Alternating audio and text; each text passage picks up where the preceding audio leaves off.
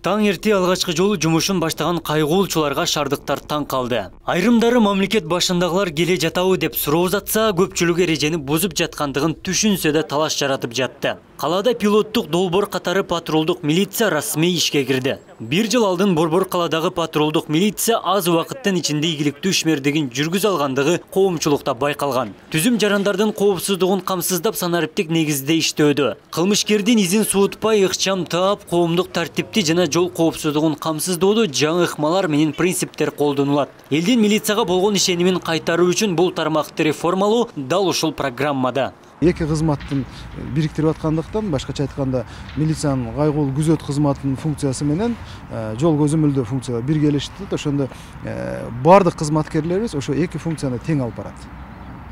Ошол эле жөө кайгылда да жүргөн кызматкерлер дагы, автокайгылдарда жүргөн кызматкерлер дагы ушул функцияларды аткарат. Мындан тышкары Ош шаары боюнча 102 кызматына түшкөн кайрылууларда ыкчам жана сапаттуу түрдө чара көрүү. Ошону мени алектенет. Ошол себептен ушул Ош шаарында жумушту уюштурууда биз талдоо жүргүзүп, криминогендик кырдаалга, жол кыймылынын интенсивдүүлүгүнө анализ талдоо жүргүзүп туруп, Ош шаарын алдын ала 11 бир кайгылуу тилкелерге бөлдүк дагы. Ошол 11 кайгылуу тилкелерде күнү түнү тынымсыз автокайгыл экипаждар кызмат өтөйт. Шаардын 11 тилкесин 11 мобилдик топ көзөмөлдөйт. 300 жөө жүрүүчү кызматкер кыймыл көп аймакты иретке салып, кылмыштуулукту алдын алууну тескөөдө. Кайгыл кызматтын кызматкерлери 24 саат бою 2 нөөмөт менен иш алып барат. Кайгылчулар эл менен тыгыз байланышта болуп, тартип бузуулар катталган жерде маселени карайт.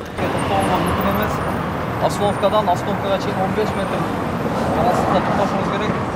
Азыр машинаңызды эскертүү болсун. Аялдаманын ар тарабында турган такси кызматкерлерине түшүндүрүү иштери жүргүзүлүп, эрежени сактоо эскертилди. Жөө жүргүнчүлөр дагы жол өтмөктү кесип өтсө, кичи маршруттук каттамдар эрежеден тыш токтосо айыпка жалат. Эл башында бизге көнүшкөн эмес да, ГАИ деген түшүнүк бар. Бизди сурап атышат, кандай кызмат кыласыздар, негизи эмне функциональный обязанности деп. Бизди көргөндө бир аз чочулап, ким келатат деген суроолор келип атат да, президент келип атабы деген сыяктуу. Биздин функциональный обязанности жолдо коомдук коопсуздукту сактоодо, 102ге келген билдирүүлөрдү тез жана ыкчам чара көрүү. Азыр биздин ишибиз биринчи профилактика иштери жүрүп жатат да. Буюрса жакшы иштейбиз деген үмүттөбүз. Милициянын кайгылууна биринчи баскычта 116 киши сынак аркылуу тандалган. Анын тең жарымынын көбү жөнөкөй жарандар. Талапка жараша кичи курамга 19 жаштан 30 жашка чейинки орто билимдүү, аскердик күбөлүгү жана айдоочулук күбөлүгү бар жарандар кабыл алынып, орто жана улук курамга күч түзүм органдарынын кызматкерлери тартылган. Түзүмдүн материалдык техникалык базасы санариптик негизде. Кайгыл кызматкерлерине укук бузууларга бөгөт коюу үчүн 102 кызматынын алкагында жарандардан түшкөн кайрылууларга ыкчам аракет көрүү милдеттери жүктөлгөн. Абдумалик Базарбаев, Элиман Акбаев, Ош ТВ. Милициянын кайгыл кызматы Ош шаардык ички иштер башкармалыгы боюнча Бишкек шаарында бар. Мына алгачкы болуп Ош шаарында ачылып атат. Мурунку жол кыймылын коопсуздугун камсыздоо бөлүмүнүн өзгөчөлүгү бул жерде бардык кызматкерлерге укук берилет. Себеби эки кызматтын бириктирип аткандыктан, башкача айтканда, милициянын кайгыл күзөт кызматынын функциясы менен жол көзөмөлдөө функциялар биргелешти. Ошондо бардык кызматкерлерибиз ошо эки функцияны тең алып барат. Ошол эле жөө кайгылда да жүргөн кызматкерлер дагы, автокайгылдарда жүргөн кызматкерлер дагы ушул функцияларды аткарат. Мындан тышкары Ош шаары боюнча 102 кызматына түшкөн кайрылууларда ыкчам жана сапаттуу түрдө чара көрүү. Ошону мени алектенет. Ошол себептен ушул Ош шаарында жумушту уюштурууда биз талдоо жүргүзүп, криминогендик кырдаалга, жол кыймылынын интенсивдүүлүгүнө анализ талдоо жүргүзүп туруп, Ош шаарын алдын ала 11 бир кайгылуу тилкелерге бөлдүк дагы. Ошол 11 кайгылуу тилкелерде күнү түнү тынымсыз автокайгыл экипаждар кызмат өтөйт. Башкача айтканда, 102 кызматына түшкөн чалуулар боюнча заматта ыкчам түрдө бир 3 мүнөттөн 5 мүнөткө чейин ошолор биринчи кезекте ошол окуя болгон жерге жетип барыш керек дагы. Алгачкы эң керектүү зарыл иш-чараларды өткөрүш керек.